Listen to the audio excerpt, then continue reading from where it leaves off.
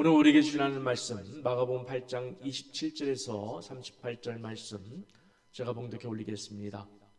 예수와 제자들이 빌립보 가이사랴 여러 마을로 나가실새 길에서 제자들에게 물어 이르시되 사람들이 나를 누구라고 하느냐? 제자들이 여짜와 이르되 세례 요한이라 하고 더러는 엘리야 더러는 선지자 중에 하나라 하나이다. 또 물으시되 너희는 나를 누구라 하느냐?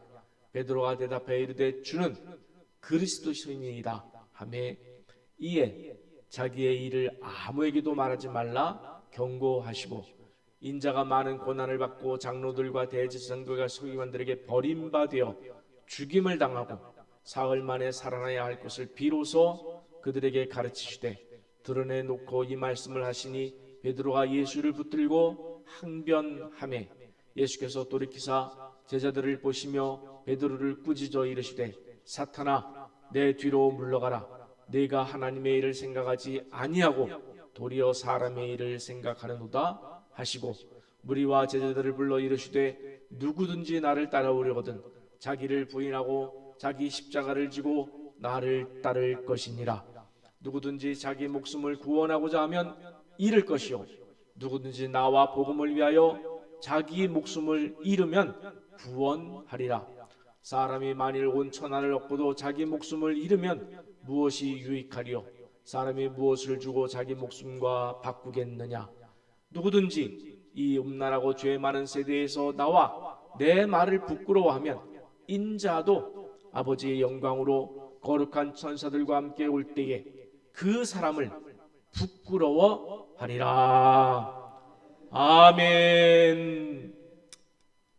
오늘은 종려주일로 예수님께서 십자가에서 죽기 위하여 예루살렘에 입성한 날을 기념하는 절기입니다. 종려라는 단어는 종려나무에서 비롯된 단어로 예수님께서 예루살렘에 입성할 때 사람들이 겉옷과 종려나무 가지를 길에 펴서 예수님의 가시는 길을 따라간 것을 기념하는 의미입니다. 고대 로마와 그리스에서는 종려나무가 승리와 평화와 번영의 상징으로 여겨졌습니다. 전쟁에서 승리한 영웅에게 종려나무 가지를 수여하는 것으로 보아서 예수님께 최고의 예우를 갖추려는 사람들의 마음을 우리가 알 수 있습니다. 종려나무가 어떻게 생겼는가? 여러분 인터넷 찾아보시면 알겠지만은 우리가 흔히 볼 수 있는 약간 좀 다르긴 해요. 우리가 제주도에 가면은 공항에 딱 내리자마자 밖에 이렇게 야자수 비슷한 나무들이 좀 서 있죠. 예, 그와 거의 흡사합니다. 자, 그들이 겉옷을 벗어서 길에 폈다는 것은 열왕기하 9장 13절을 보면은 그 의미를 추측할 수가 있습니다. 우리 한번 같이 읽어보겠습니다. 무리가 각각 자기의 옷을 급히 가져다가 섬돌 위 곧 예후의 밑에 깔고 나팔을 불며 이르되 예후는 왕이라 하니라. 아멘. 엘리사의 제자가 예후의 머리에 기름을 붓고 왕이 될 것을 예언하자 그 곁에 있던 군대 장관들이 깜짝 놀라면서 예후 앞에 자기들의 옷을 벗어서 그 솜돌 위에 깐 것으로 보아서 본문에 나오는 이 이야기도 예수님도 유대인의 왕 예수이심을 백성들이 선포하는 그런 장면으로 보아도 좋을 것입니다. 이렇게 종려주일은 예수님께서 왕으로 입성하는 길이라는 의미를 안고 있지만 여러분 예수님께서 걷는 이 길의 마지막 종착지는 어디였을까요? 바로 골고다 언덕, 죽음의 십자가였습니다. 십자가는 예수님의 최고의 정체성이라고 할 수 있습니다. 그래서 예수님께서 제자들에게 먼저 묻습니다. 너희는 나를 누구라 하느냐? 베드로가 대답합니다. 주는 그리스도이십니다. 자, 우리는 늘 들어서 아는 익숙한 이야기라 놀라지 않습니다만은 지금 이 고백을 들은 유대인들 입장에서는 정말 놀라고 까무러칠 그런 이야기입니다. 왜냐하면 유대인들은 메시아를, 그리스도를 언제부터 기다렸는가? 모세 이후부터 정말 눈이 빠지게 기다려왔습니다. 아니, 아브라함 때부터라고도 할 수 있고, 더 들어가면 아담 타락 이후부터 메시아를 기다려왔다라고 하는 것이 더 정확할 것입니다. 왜냐하면 하나님께서 창세기 3장 15절에서 여자의 후손이 그랬어요. 여자의 후손은 동정녀의 아들 예수를 의미합니다. 여자의 후손이 뱀의 머리, 사단의 머리를 상하게 할 것이다. 이미 창세기 3장에서 예수님의 오심이 예언되어 있습니다. 그렇게 아담 타락 이후로 예언된 메시아, 여러분 메시아는 히브리어예요. 그리스도는 헬라어예요. 히브리어는 구약 성경 언어고 헬라어는 신약 성경 언어예요. 메시아, 그리스도 똑같은 단어예요. 의미예요. 구원자. 자, 구원자가 마침내 오셔서 여러분 자기들 앞에 현현한 거예요. 이것을 테오파니라고 그래요. 여러분 한번 생각해 보세요.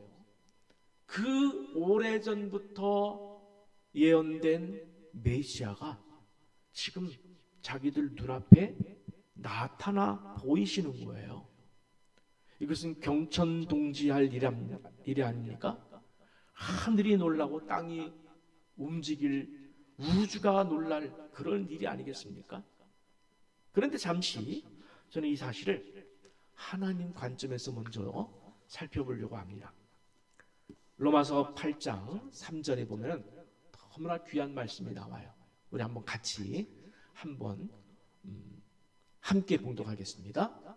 율법이 육신으로 말미암아 연약하여 할 수 없는 그것을 하나님은 하시나니 곧 죄로 말미암아 자기 아들을 죄 있는 육신의 모양으로 보내어 육신의 죄를 정하사. 아멘.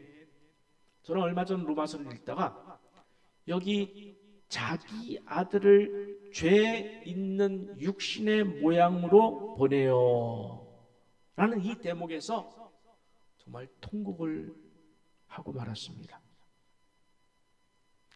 하나님은 우리 죄 때문에, 내 죄 때문에 자기 아들을,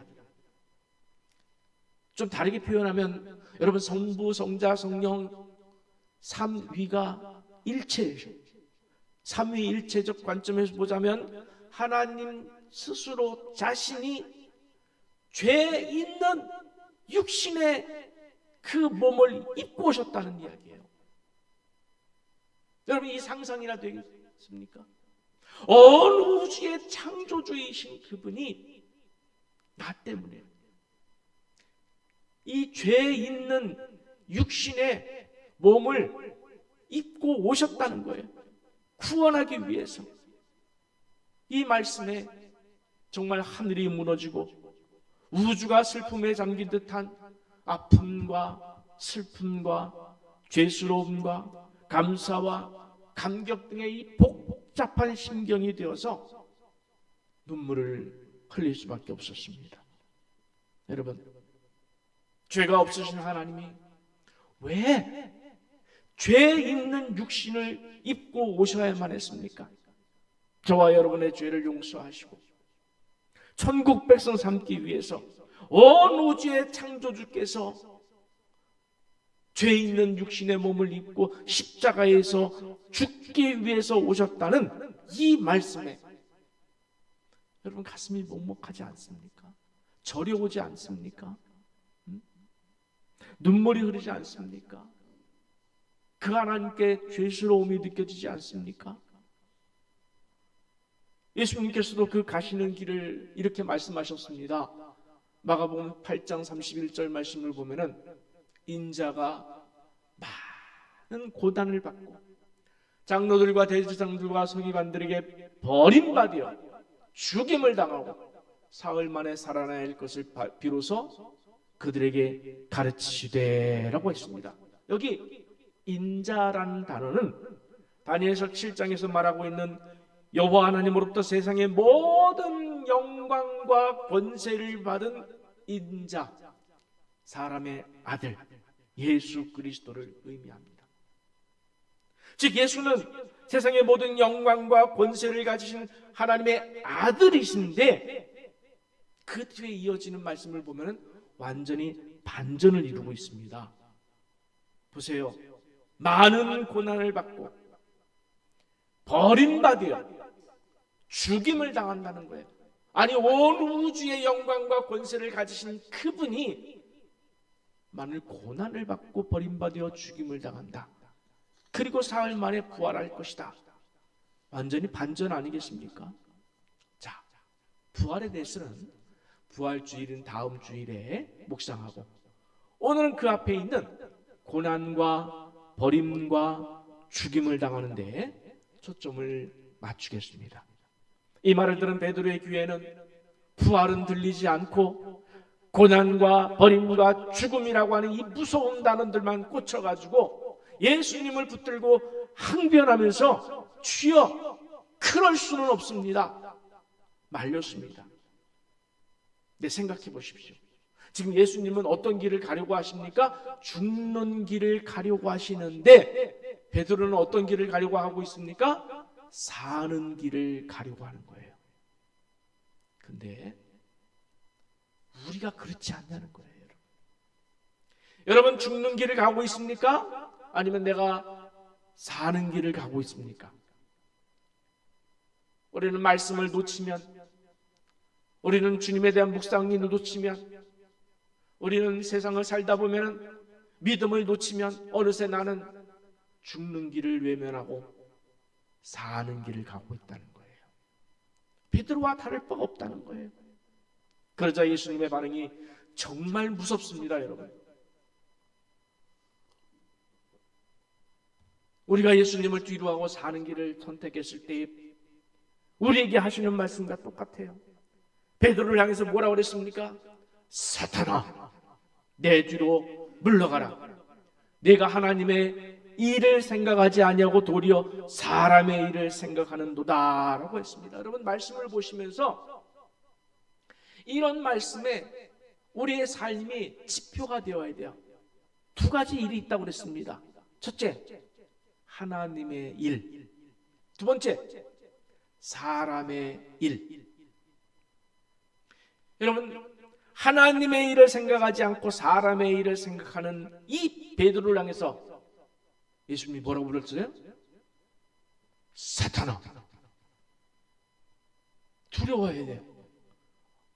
내가 사람의 일을 생각하고 그저 세상에서 먹고 사는데 매달려서 내가 살고자 다른 사람들을 피해주고 다른 사람들에게 손해를 끼치고 다른 사람들을 사랑하지 아니하고 긍휼을 베풀지 아니하고 품지 못하는 이 사람의 일에 매진할 때 하나님이 나를 보시는 눈은 사탄아 이렇게 보신다는 이 묵상이 이 말씀 속에서 있어야 되는 거예요.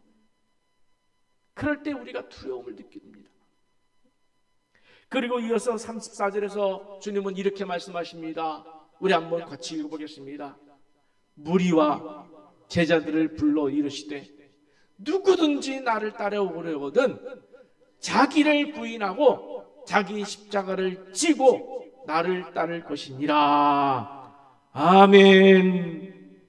아담 타락 이후에 메시아로 오신 예수께서 왕의 권세와 영광으로 오신 하나님의 아들 예수께서 여러분 생각해 보세요.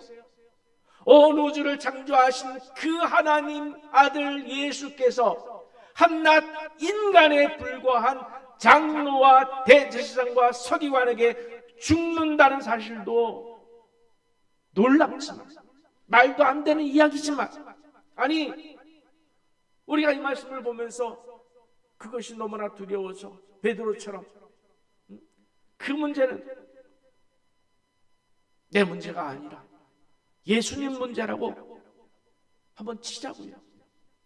그 문제는 예수님 문제라고 치자고요.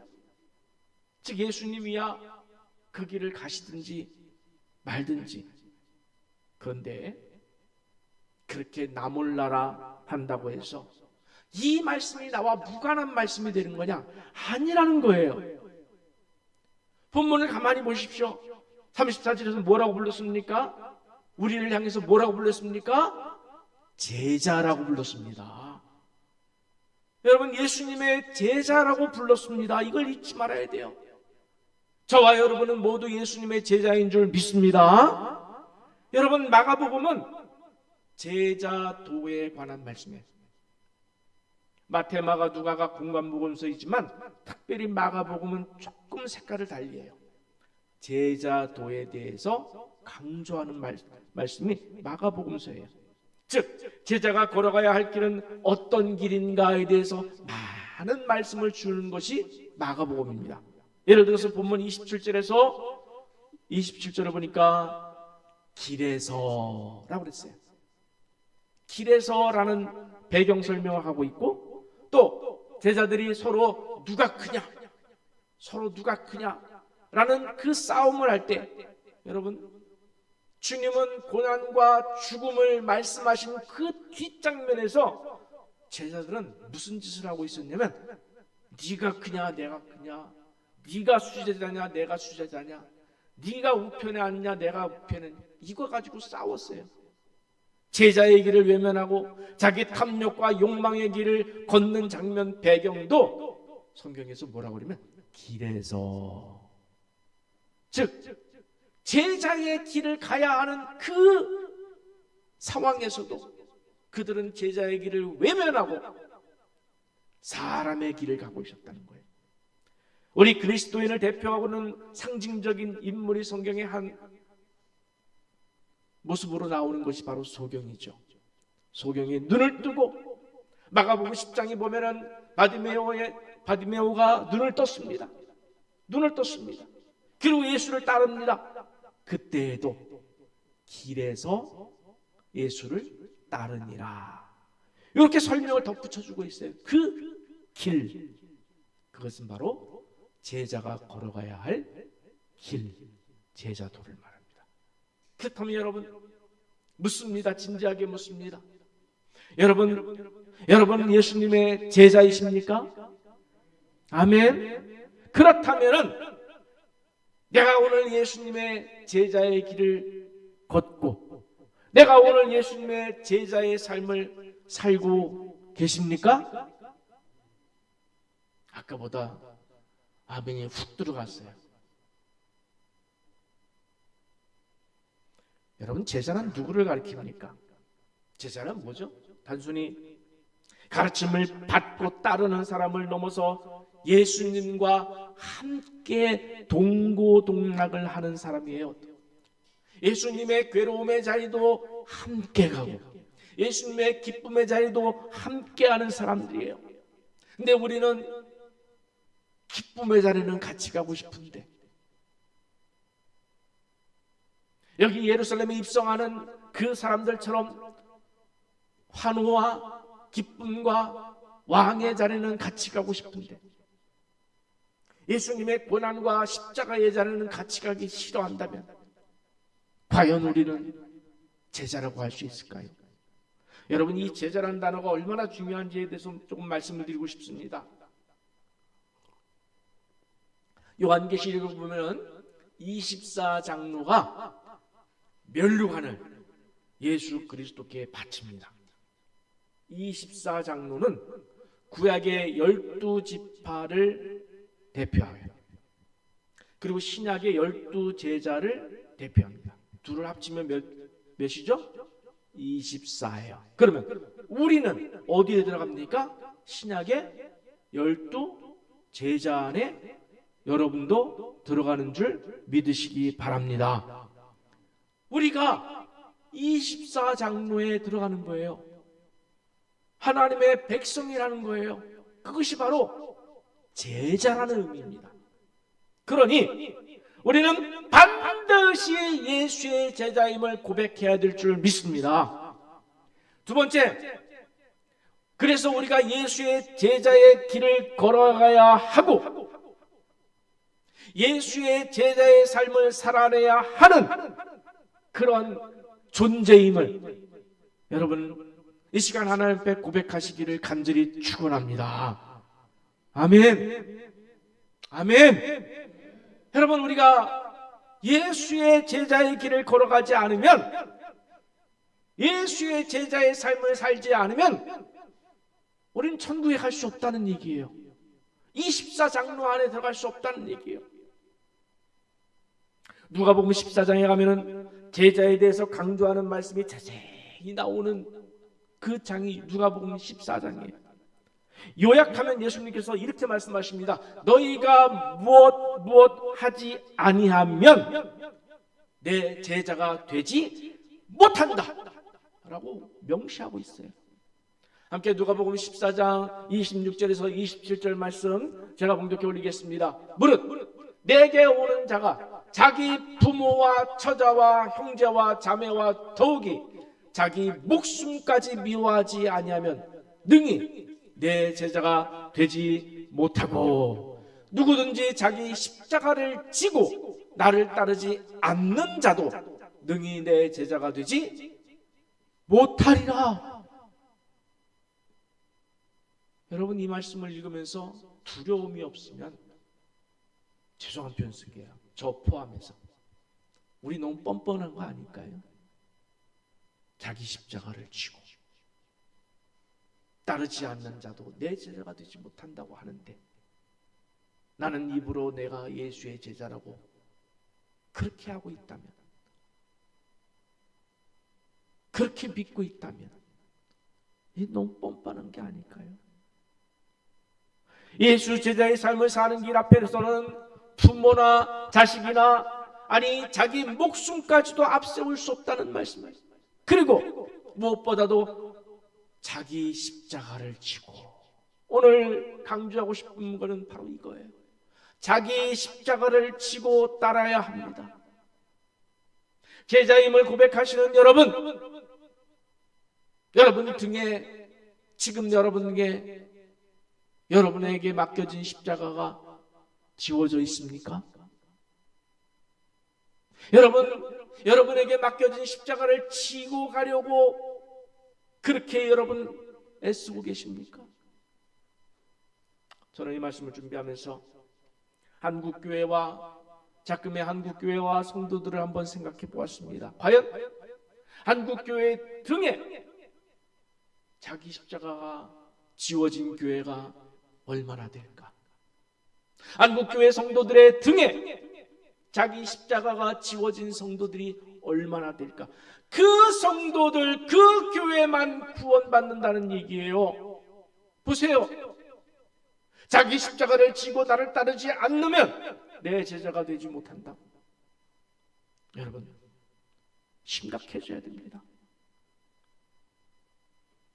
여러분 어떻게 생각하십니까? 이런 문제에 대해서. 진짜로 십자가를 지고 가는 교회도 많습니다. 진짜로 십자가를 지고 가는 성도들도 많겠지만은 정말 안타까운 것은 많은 교회와 성도들이 그렇지 않은 모습인 것 같아서 마음이 너무 안타깝고 아팠습니다. 많은 교회가 가는 길 그 끝에, 많은 성도가 가는 그 길 끝에, 아니 가고 싶어하는 그 길 끝에 십자가가 보일까요? 십자가는 보이지 않고 대신에 만약에 돈의 권세, 명예의 화려함, 육신의 편리함, 자기들만의 기독교라고 하는 틀을 갖춰놓고 우상의 형상들이 귀신들처럼 우글거리는 모습만 보이는 것 같아서 때로는 너무 안타깝고 눈물이 납니다. 그렇다면 여러분, 우리 교회는 어떨까요? 우리 성도들은 어떨까요? 나는 안 그런 걸까요? 나는 안 그런 걸까요? 나는 예수의 제자가 되어서 내게 맡겨주신 십자가를 지고 가는 게 맞습니까? 지고 가십니까?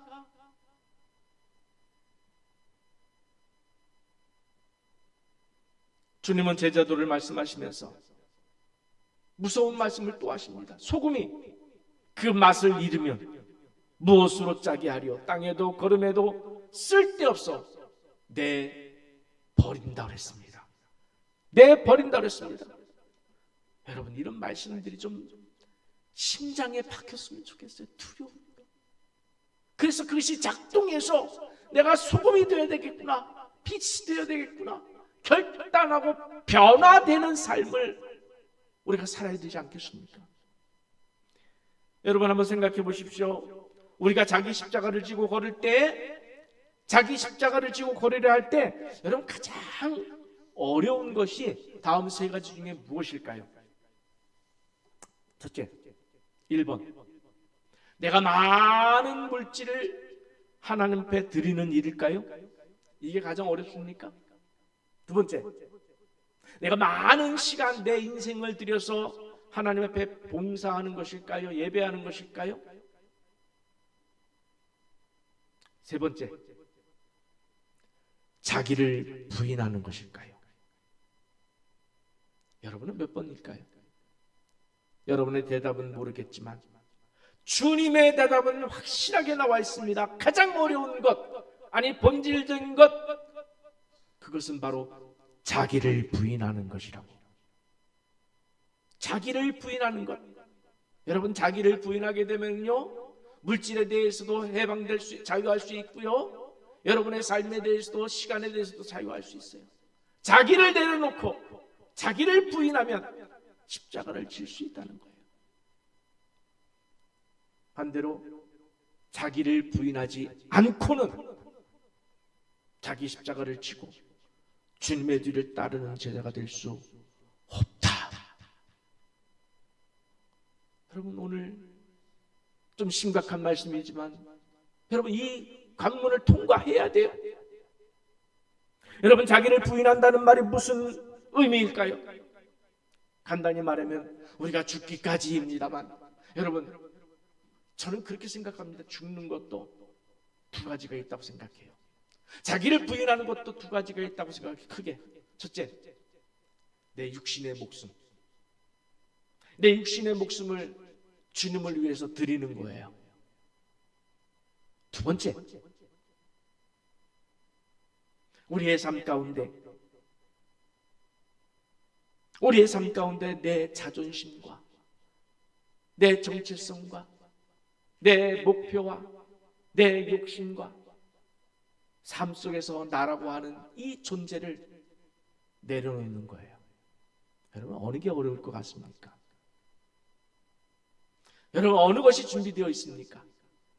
대부분의 사람들은 목숨을 드리는 것이 어렵다고 생각할지 모르지만 저는 조금 생각이 달라요. 우리가 목숨을 드리는 현장에서는 어쩌면 잘 드릴 수가 있을지도 몰라요. 그런데 오늘 우리가 살아갈 때 목숨을 드려라, 순교해라, 그런 자리는 사실은 드뭅니다. 어떤 자리가 많습니까? 자기를 내려놔야 하는 자리. 그렇죠? 자기를 내려놔야 하는 자리.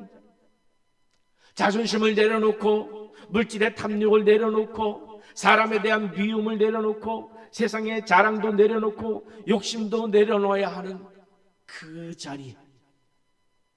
여러분, 오늘 우리는 그 자리에서 자기 십자가를 지라 라고 예수님께서 내게 명령하고 계심을 들으실 줄 알아야 합니다.